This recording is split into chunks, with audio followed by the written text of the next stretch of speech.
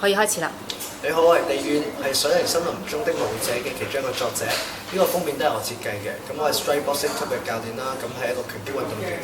咁最初Dr. Patrick 都咧去邀請我去寫一本武術嘅書，我覺得好有趣，因為佢裏邊好多關於中國功夫啦。咁我覺得咁好多人少咗啲搏擊運動喎。咁我正正係一個搏擊運動員啦，咁我就想寫呢本書啦。咁喺度唔緊要，唔緊要，唔緊要。